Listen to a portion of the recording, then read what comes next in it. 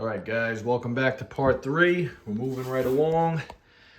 I'm going to be taking off this front Y frame cradle here, capping the bottom on the bench, and attaching lower motor mounts. I talked about that in the last part.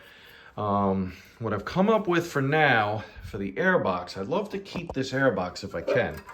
I pull it off the bike, and it basically just has this screen mesh. I'm gonna try to clean it up a little bit.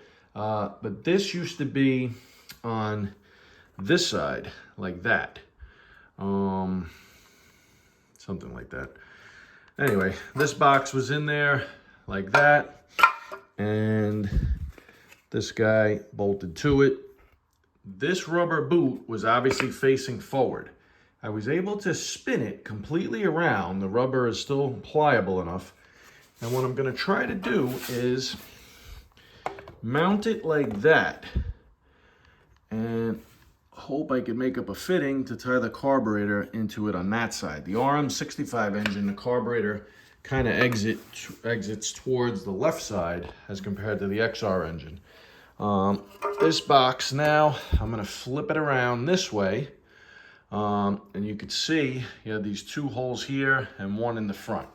So it used to be like that. I'm gonna turn it around, try to catch 1 in the middle, and if I can't get something like this under here, if I can't fit it, I'll just whack this off, and I'll probably do something on the down tube here, maybe just a bracket going forwards on an angle. I think that should work out pretty good. I'm going to try to leave as much of this bracket as I can. Obviously I have to take off this bend here. So I'm gonna take the grinder and just cut it right behind the bend, see if I could possibly drill 2 holes in that and attach that to the backbone of the frame. So I think this is pretty funny, but here it is, completely flipped around. I cut off the top of what used to be the rear 2 mounting holes. I just have the 1 left from the front. And it actually fits in there almost perfect. I'm going to try to offset it a little bit to the right so I stay nice and tight to the backbone. I might just weld a tab onto this guy and bring it back a little further, kind of catch it in between the other 2 mounts. And then I just have to come up with something in the front here. I'm thinking about just welding a little tab coming right onto the backbone itself. I do have the other mount in here that I cut, but it's not as easily accessible, if you guys could see that. I don't know, I got to think about it, but all in all, I think that's going to work where it is. I rotated the intake tube down just a little bit. The first problem that I'm noticing though, and I really need to put the cylinder on, just get this motor buttoned up for now, but right now they're lined up pretty good, but the outside diameter of the carburetor is much larger than the intake tube for the XR, so looks like I'm gonna have to either cut this back to where it is a larger diameter and make it up maybe with an aluminum tube, or if I can't get this to the right diameter, I'm just gonna cut this off. This is steel, obviously, so I'll plate it and I'll make a nice 90-degree bend out of tubing, and I'll run it down, and then I'll just put a rubber connector going into the carb. But I definitely need to get this on the engine so I could set that down that extra inch. Right now they're lined up, but this carburetor most likely is going to be down here. This can be turned some more, but it doesn't look like it's going to work at all. So fortunately it's back to the drawing board on that, but not the worst thing in the world. Okay, I drilled a hole right here. I kind of just made it dead center. This tube is just about touching on there with it centered, and I have room underneath this side. I'm not sure where I'm going to put the silencer yet, so I centered it for now. I'm just going to tack. This was the old mount that I cut off. If I was able to turn it sideways and use the little threaded nut that was on the other end and use the original front mount in the frame. When I center the airbox, if you could see, it lines up perfect. I'm going to cut it where I have the line drawn, and I'm going to put a couple tack welds just to hold it on. If I need another screw hole, I'll take this other piece that's left over and I'll somehow attach that to the front. Because it might wobble with just the two, but we'll see. Finished welding the top here, top of the motor mount. Plug welded these two spots and put a shim behind this. I had to just bump it out a little from the center frame rail. And I welded in the lower motor mount. I think I'm just gonna leave it like this. This bike literally had the worst welds from the factory I've ever seen in my life. If you look at the swing arm pivot weld, there's literally no penetration whatsoever. And I'm laughing, but I really should weld that up, and I probably will. The rest of the welds are not much better, as you can see. So mine on the bottom are gonna sort of match. If I get a little crazy later on, I might fill all this in and just grind it down flush. But for now, I'm leaving it. This foot peg is also cracked. That's why I got them so cheap. I'm gonna cut that off there, grind this into a kind of circle, and then weld the foot peg on something like that. I'm going to cut out all of this junk in the middle here and then try to weld the kickstand back on right behind where the foot peg's gonna end up being in its new location. All right, so most of you guys probably know stuff like this already, but just in case you don't, you might see this rag here and water on the floor. So what I do is I just keep a wet rag. I'm welding pretty close to this rubber swing arm pivot. I think that's really the only thing. The rubber up here is fine. It's kind of far away, but I don't want to melt this. So when I'm done with the welds closest to it, I just kind of put the wet rag right above it like that. I try not to slam the water right onto the weld as it's red hot. You know, I'm sure it'll be fine in an application like this, but it will tend to stress the metal a little bit, might make it a little more brittle possibly, and it'll definitely bend it. If it's something that has to be very precisely welded, you want to cool it with air, not water. Water is so shocking that it'll bend it towards the water as it cools. Moving right along, I got the foot peg mounts cut down pretty good, and they're gonna end up going something like that.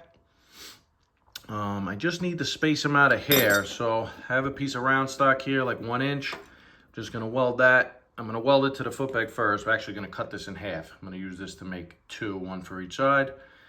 Weld it onto here, and then weld it onto the frame. Nice and easy. All right, I got the extensions welded on. I cranked up the MIG a little bit to get some good penetration. Now I'm gonna see if I can tack them on.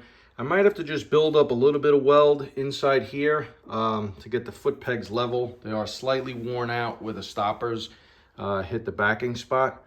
But I'm gonna weld them on as straight as I could get them, and then I'll mess around adding some weld here and there. Okay, so this is the spot for the radiator. I basically put a little tiny bracket right there that had a threaded nutsert in it. And I caught these two mounts. They were the original mounts from the rm65 radiator. I have them just tacked in place for now. 1, 2, and 3. Hopefully you can see that. I'll pull the radiator off and I'll finish welding it on. So I just pulled off the stock sprocket, and you can see there's basically nothing left to it. The only change I'm making is I'm going to go down to a 13 tooth just to try to give it a little more low end power if possible. And this sprocket just slides on like that, and then has a little snap ring that goes on after it with this little guy. All right, everything's coming together. I put a little bit of weld down on the bottom of the foot peg. I kind of build it up with some tacks. Hopefully you can see that. And then I keep messing with it. I lift it up, I grind it down a little with the grinder, and I just keep, you know, tailoring it until I get it the way I want it. Looks pretty good like that. I'm definitely gonna need to put some sort of a support going underneath the frame here, because this piece hanging down is not that strong. Even though I doubled it up a 1/4 inch, I'm probably gonna have to fill this in with weld, like I was saying I didn't want to, and then run a cross brace across, because when I step on the pegs, I feel them flexing. Got the radiator on, like I said before, and I really do love the look of it like this. But I was messing around with some cardboard, and I might just make up a piece of aluminum like that. Just have it angled out enough that it clears the fender, and it'll basically help direct the air into, direct the air into the radiator. And on that note, I will bid you farewell. So I want to apologize for jumping around so much, guys, but it's sort of like the way I work. Next up, I'm going to be putting the kickstand on. I'm literally tired of the bike leaning against my garage door. As you can see, it's fallen a bunch of times and it's dented it. So I'm going to try to get this kickstand on here. I was messing around with it in this position, something like it originally came on the XR. It sort of works like that. It's just out of the way of the chain, I believe. And I have to kind of make like a triangle to fill that in, unless I move it back here, but I still am gonna need something to bridge this gap. My other idea is a little further back. It'll tuck in nicely next to the rear wheel, and I don't think I need to do too much. I could actually just weld it right on the outboard side of this, the plate for the chain adjustment anyway, for the axle to bolt through. Yeah, I think I'm gonna try that first.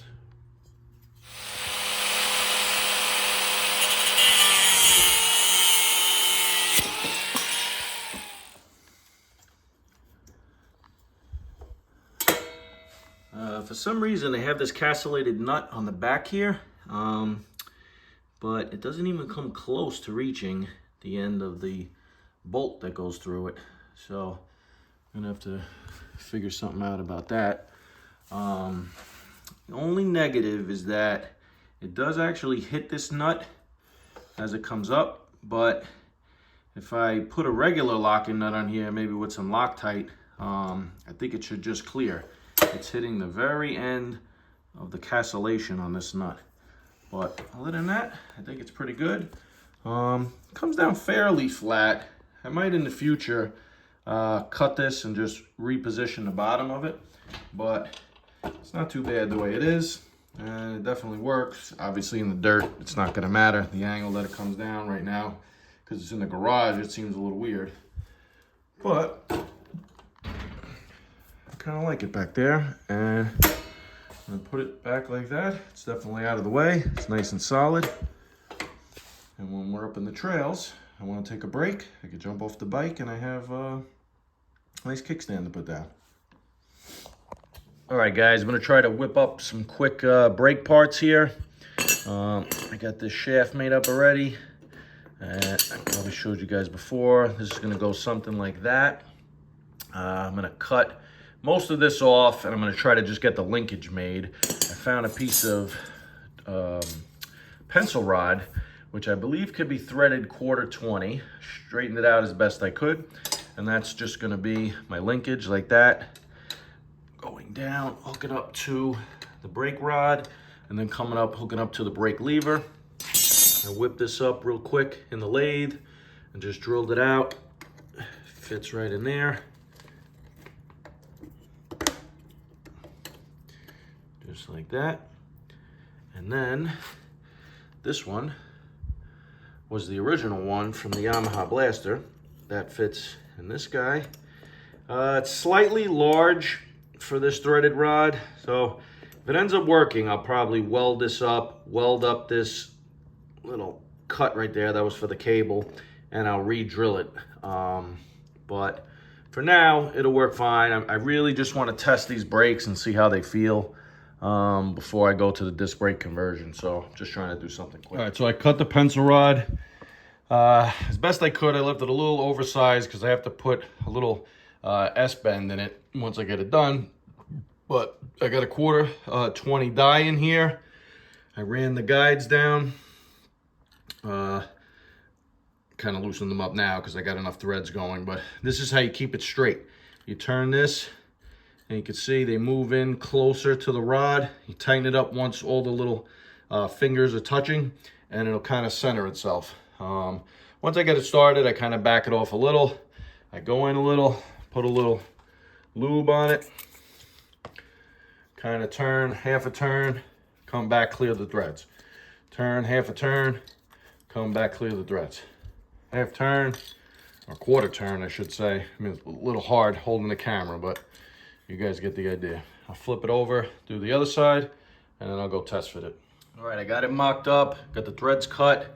I put a little bit of a bend into it just to bump it out about maybe an inch. Got a couple nuts on each side. Everything's just loose for now, but it seems to be in a pretty good spot.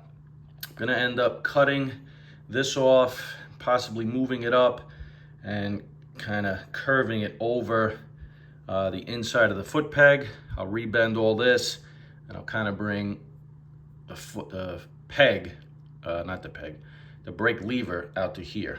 That should be good.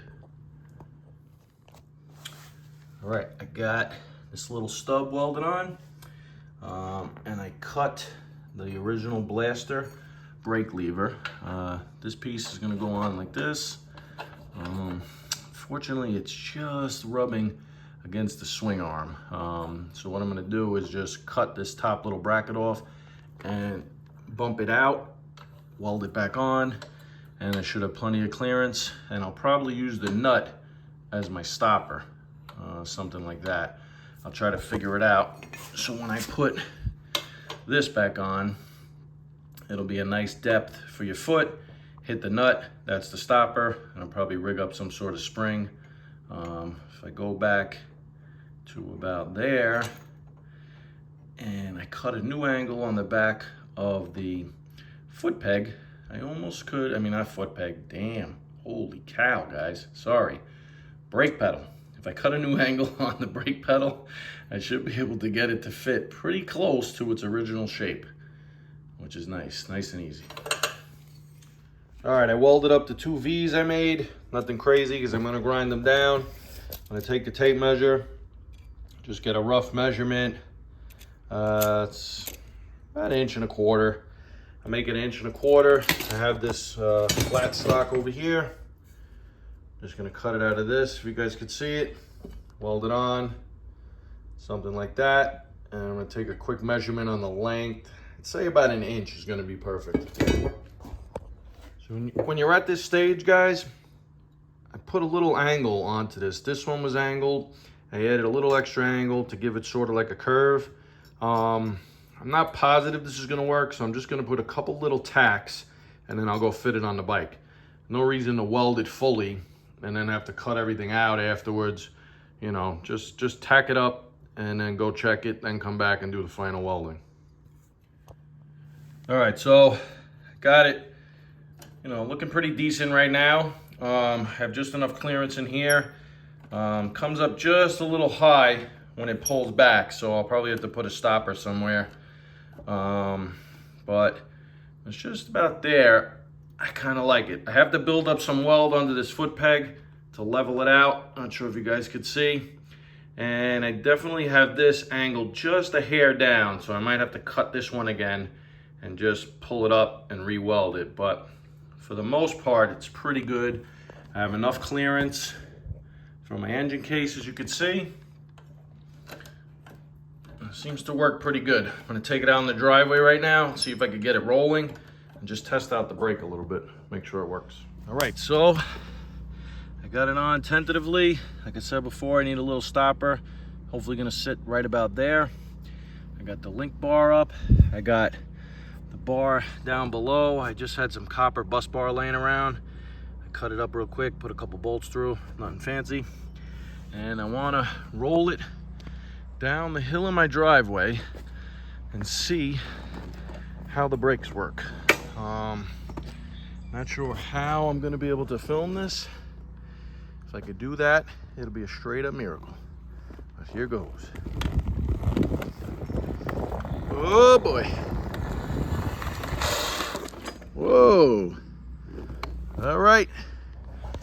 We have brakes, ladies and gentlemen. All right, moving right along, guys. I got the chain guide here. I'm gonna try to mount it something like that right in front of the sprocket. I put the kickstand right here. It was the only place I could really get that in there. So I have to try to squeeze this guy just in front of it. Probably just make one piece of steel coming down like this. I could even tie it into the bracket for the quick kickstand. I just have to cut out of the way this one bracket that's under here. I'll probably just slice it flush from the front. Make up, you know, like a 1/4 inch piece of steel to catch these two holes, and I'll just call it a day. Got this out of my scrap bin. Seems to be my go-to lately. It's pretty nice thickness, but it's not overkill. It's probably a little thicker than an 1/8. I don't know. Not quite at 3/16, but anyway, had this slot in it. We'll chalk that up to a little aerodynamic weight savings. I cut it a little wider than the two holes. I'm gonna try to line it up as best I can. Take the paint Sharpie, put a couple dots, and then drill the holes. Nothing crazy.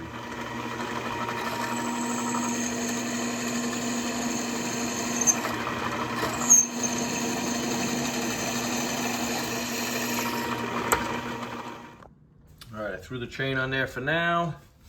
It's looking pretty good. The only problem I didn't realize was I just had this chain guard laying around, and it's for a much wider chain than this bike takes. This chain is a 420.